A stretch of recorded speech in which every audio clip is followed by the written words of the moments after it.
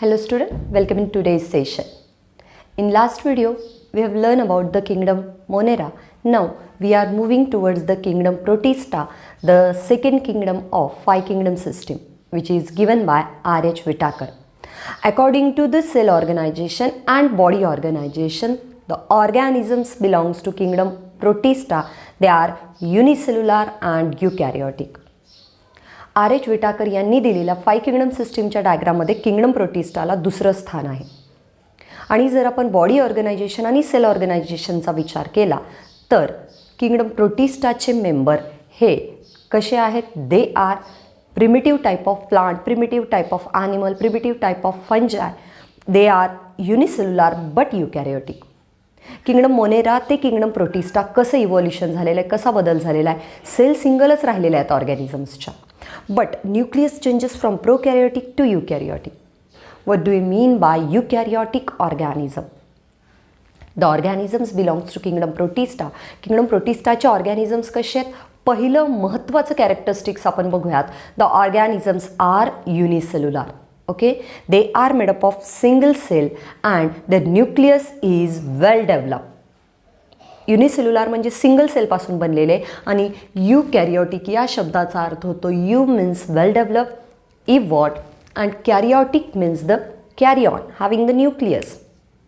Wien organisms having the develop nucleus that organisms are called as eukaryotic organisms. आणि develop nucleus कशाला म्हणू आपण? यूकॅरिऑनला. Okay. And what is the main characteristic feature of eukaryon किंवा evolved न्यूक्लियसचे महत्त्वाचे characteristic features काय? तर जो न्यूक्लियस डबल वॉलनी बनलेला आहे, the nucleus is membrane bound, दोन मेम्ब्रेननी बंदिस्त आहे. Okay. Wien nucleus is having nucleolus, Wien nucleus is having nucleoplasm, Wien nucleus is having nuclear pores and Wien nucleus is having a DNA with histone. जेव्हा न्यूक्लियसला double wall membrane आहे, जेव्हा न्यूक्लियसमध्ये nucleolus नावाचा ऑर्गॅनल आहे जो ribosome निर्माण करतो. सेलचं central controlling unit nucleus. न्यूक्लियसमध्ये अजून एक डार्क बॉडी असते, तिला आपण न्यूक्लिओलस म्हणतो. ज्या न्यूक्लियसला दोन मेम्ब्रेन आहेत, ज्या न्यूक्लियसमध्ये न्यूक्लिओलस आहे, ज्या न्यूक्लियसला त्या वॉलला पोर्स आहेत, छिद्र आहेत. जर वॉलच नसेल तर छिद्र कुठं असतील? ओके. देन ज्या न्यूक्लियसमध्ये जसं सेलला सायटोप्लाझम असतो तसं न्यूक्लियसला न्यूक्लिओप्लाझम असतो, तो न्यूक्लिओप्लाझम आहे. आणि ज्या न्यूक्लियसमध्ये DNA हे हिस्टोननी बनलेले आहेत. DNA simple thread like structure नाही आहे, त्यात सिम्पल थ्रेड लाईक स्ट्रक्चरमध्ये काही प्रोटीन बाइंड आउट असतात, प्रोटीन बांधलेले असतात, काही हिस्टोन असतात आणि काही हिस्टोन सोडून दुसरे म्हणजे नॉन हिस्टोन असतात. जेव्हा DNA हे हिस्टोन, नॉन हिस्टोन आणि न्यूक्लिओटाईडच्या थ्रेडनी बनलेलं असतं तेव्हा त्याला आपण काय म्हणू? Eukaryotic DNA, true DNA, that evolved DNA. कधी म्हणू आपण? DNA हा प्रगत झालेला आहे जेव्हा DNAमध्ये हिस्टोन नावाचे प्रोटीन असतील. They are type of simple protein but they are characteristic feature of evolved nucleus, characteristic feature of evolved organism, eukaryotic organism. आता बघा, प्रोकॅरियोटिक सेलमध्ये क्रोमोझोम हा डायरेक्ट सायटोप्लाझममध्ये पडलेला असायचा, पण इथे न्यूक्लियस वेल डेव्हलप आहे. म्हणजे यूकॅरियोटिक DNA जो true DNA it is present within the that double walled nuclear membrane. Again, I will describe you what is the eukaryotic organism, the organism having a eukaryotic cell. Okay, what is eukaryotic cell? The cell having eukaryon. What is eukaryon? That is develop or evolved nucleus म्हणजे काय? The nucleus is with nucleoplasm, nucleolus, histones in DNA and nuclear pores. आणि ज्या सेलमध्ये chloroplast, mitochondria, endoplasmic reticulum आणि Golgi bodies सारखे दोन membrane असलेले अवयव आहेत, ती सेल म्हणजे युकॅरियोटिक सेल असते. आणि किंगडम प्रोटिस्टाचे मेंबर्स हे असेच आहेत, सिंगल सेलचे, पण ज्यांचं न्यूक्लियस वेल डेव्हलप आहे, ज्यांच्या सेलमध्ये मायटोकॉन्ड्रिया, क्लोरोप्लास्ट सारखे, ER सारखे किंवा गॉल्गी बॉडीज सारखे डेव्हलप ऑर्गॅनल्स आहेत. Okay. Have you clear that eukaryotic means? हा होतो युकॅरियोटिक या शब्दाचा अर्थ. Then instead of study the general characteristic of kingdom Protista, we are studying the classification of kingdom protista.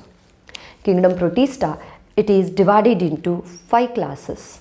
Okay, plant-like protist, animal-like protist, that is the dinoflagellate, then euglenoids and fungi-like protist. Today we are going to learn the two classes of kingdom Protista, and in that we are studied the general characteristic as well as that classified characteristic of that kingdom Protista. Okay, the two classes are plant-like protist and animal-like protist. Although the Protista having its unique characteristic feature, but some of the protists are showing plant-like characteristic feature. Some of the protists shows animal-like characteristic feature. Some are them showing the euglena-like characteristic feature. Some are like the fungi. And the dinoflagellate, it is one of the group from the Protista. That 5 classes belongs to the kingdom Protista. That in today's session we are going to learn about the plant-like protist and the animal-like protist. That study the characteristic feature and compare between them. लगेच आपल्याला त्याच्यातले characters compare करून पाहता येतील. Okay, that plant like protist means that they are belongs to the kingdom protista, but they are having still most of the character just like the plants. त्यांचे खूप character प्लांटसारखे असतील. Protist या शब्दाचा अर्थ असाच होतो की प्रिमिटिव्ह टाईपचे ऑर्गॅनिझम, प्रिमिटिव्ह टाईपचे जस्ट लाईक द ॲनिमल्स, पण त्यांच्यामध्ये प्लांटचे कॅरेक्टर असतील तर ते प्लांट लाईक प्रोटिस्ट होतील. जास्त कॅरेक्टर ॲनिमल्सचे असतील तर ॲनिमल लाईक प्रोटिस्ट होतील. Then what is the plant like protist? That they are commonly called as chrysophytes, ज्याला आपण गोल्डन अल्गी म्हणतो. Okay, they are commonly called as chrysophytes and phytoplanktons. What is mean by phytoplanktons? These are the microscopic plants generally present in the aquatic area. पाण्यामध्ये राहणारे अगदी microscopic plants, micro organism जसे असतात तसे plants, त्यांना आपण फायटोप्लॅन्क्टॉन्स म्हणू, ज्यांचं ऑब्झर्वेशन आपल्याला फक्त आणि फक्त मायक्रोस्कोपनी करता येतं. That most of the members from the golden algae, they are showing the xanthophyll and the carotene as a photosynthetic pigment. म्हणजे पिवळ्या आणि केशरी रंगाच्या पिगमेंटमुळे त्यांचा अपीअरन्स गोल्डन येतं आणि गोल्डन अल्गीचे members they are belongs to the plant like protist. बघा, although they are algae, they are showing the protist characteristic feature and plant characteristic feature. Therefore, they are plant as well as protist, therefore called as plant like protist.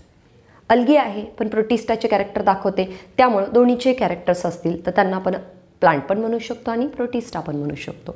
तर हे microscopic plant आहेत म्हणून फायटोप्लॅन्क्टॉन, आणि क्रायसोफाइट्स कशामुळे तर golden अल्गीचे members हे प्रोटिस्टाचे characteristic दाखवतात, त्यामुळे त्यांना आपण काय म्हणू, that is called as chrysophytes. Okay, then they are microscopic and photosynthetic. They can't observe by our naked eyes. Normally त्यांना आपण ऑब्झर्व करू शकत नाही.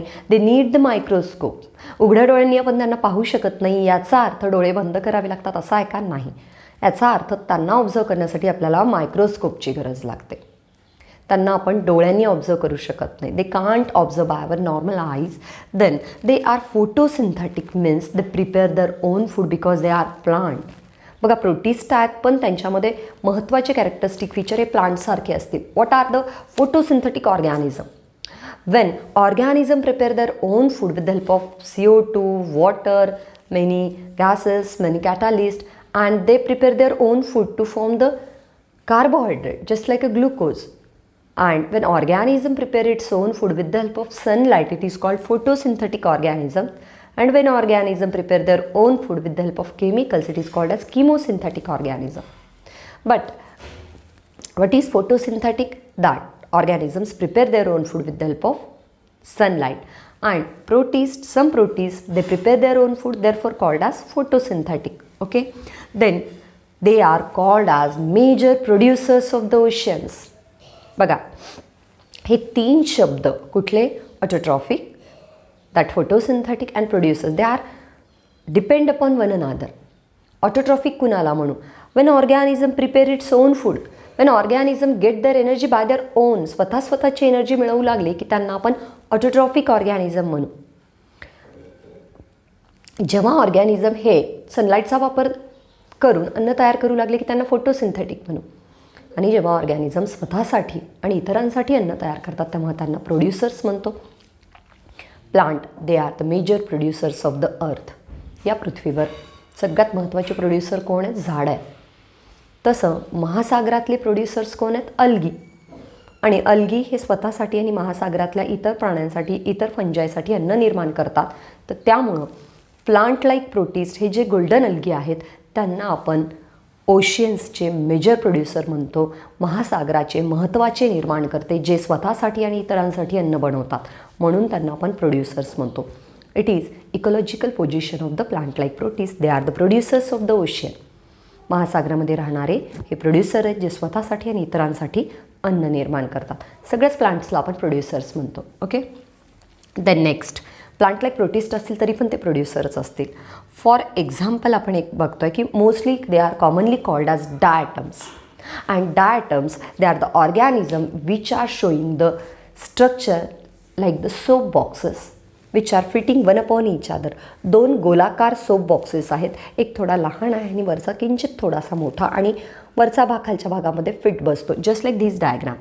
These are two soap like boxes that so box like structure and they are fitted one upon each other.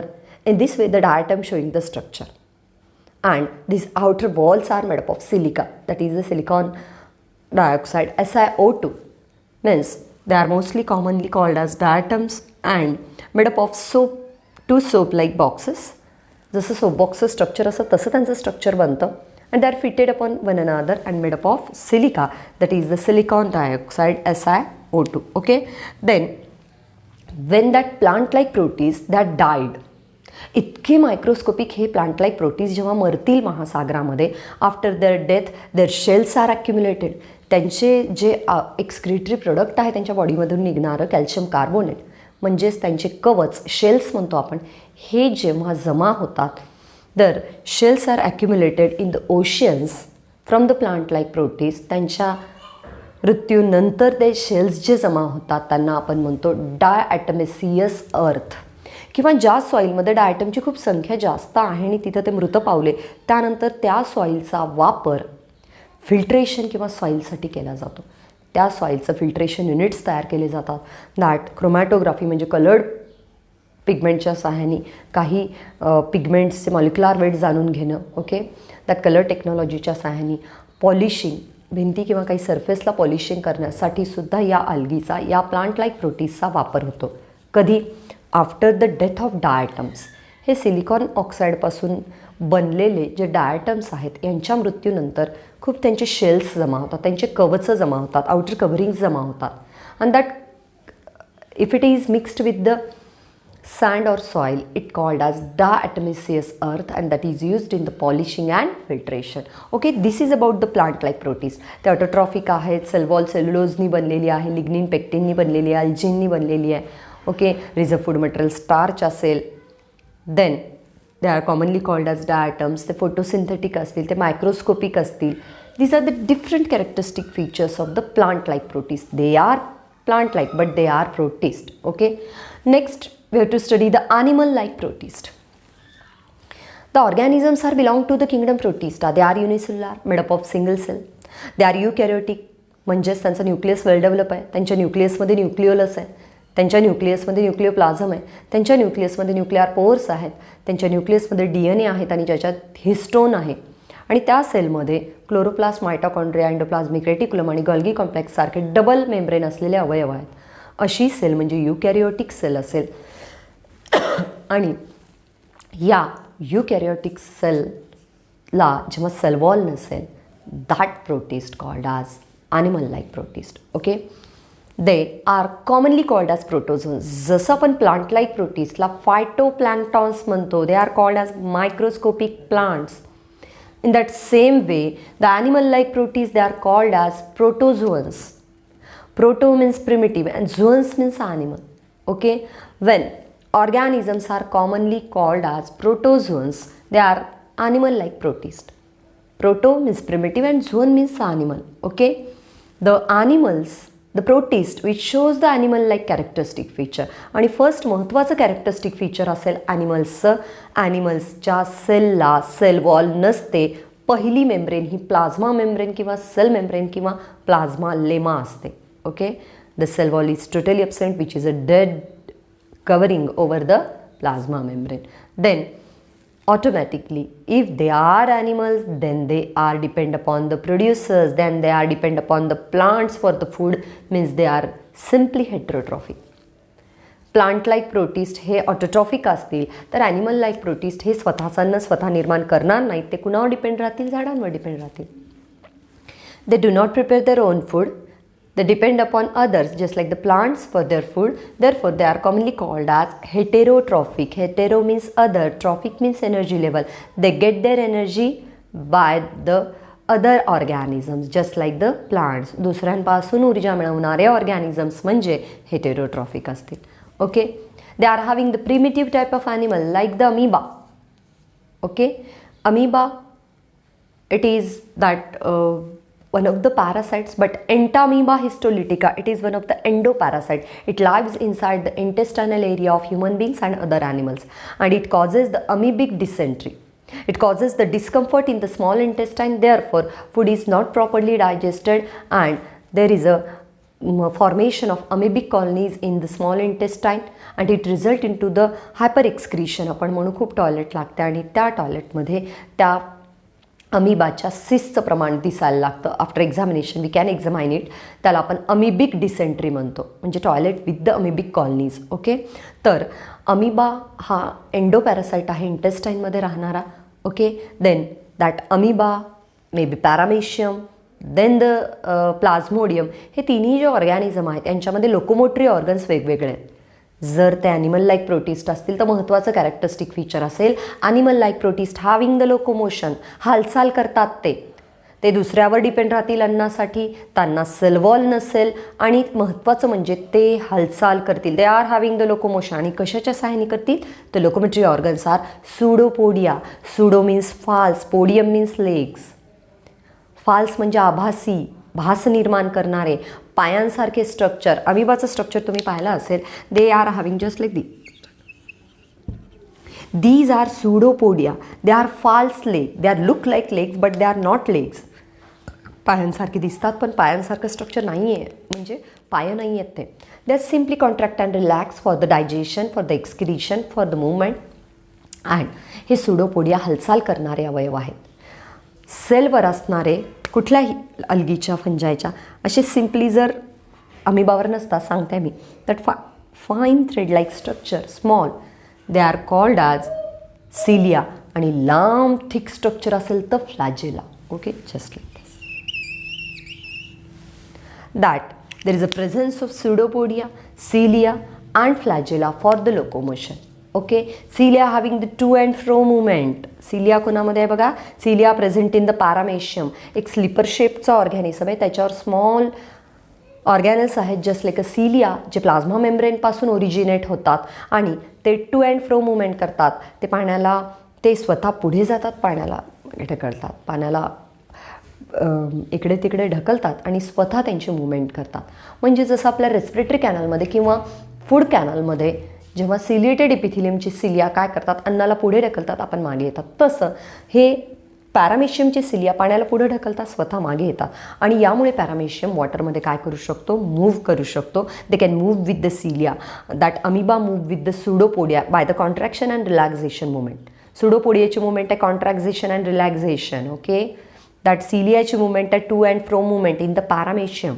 And gullets open on the surface. या पॅरामेशियममध्ये gullet नावाची cavity आहे त्याच्या इंटेस्टाईनची, ती सरफेसला ओपन होते direct. Okay, you can refer the diagram from the your text book of 11th class. Okay, तुमचं टेक्स्टबुक रेफर करा तुम्ही, CBSE, NCERT और your Maharashtra state board textbook. Then next one, that is the plasmodium. It is one of the organism which causes the hazardous disease malaria and it is animal like protist. तर plasmodium, it causes the malaria and they are having spores on their body. च्या बॉडीमध्ये काय असतील, spores असतील. म्हणजे फ्लॅजेला, pseudopodia आणि cilia हे लोकोमोशनसाठीचे अवयव असतील, त्यांच्या बॉडीवर स्पोर्स असतील. पॅरामेशियममध्ये गलेट नावाची कॅव्हिटी असेल जी बॉडी सरफेसला ओपन होईल आणि त्यांना सेल वॉल नसेल. असे ऑर्गॅनिझम प्लांट्सवर डिपेंड राहतील त्यांच्या अन्नासाठी, त्यामुळे हेटेरोट्रॉफिक म्हणू आपण. आणि ऑर्गॅनिझम सगळे प्रिमिटिव्ह असतील, ते आर मायक्रोस्कोपिक किंवा थोडे मोठे असतील तर प्रिमिटिव्ह असतील ते, आणि त्यांच्यामध्ये सेल वॉल नसेल. These are characteristic feature of animal-like protist. These are two main classes of kingdom Protista, that is the plant-like protist and animal-like protist. In next video, we will see the dinoflagellate, fungi-like protist and the euglenoids. These are the three classes we will study in the next video. This is enough for today. Thank you student for today's video.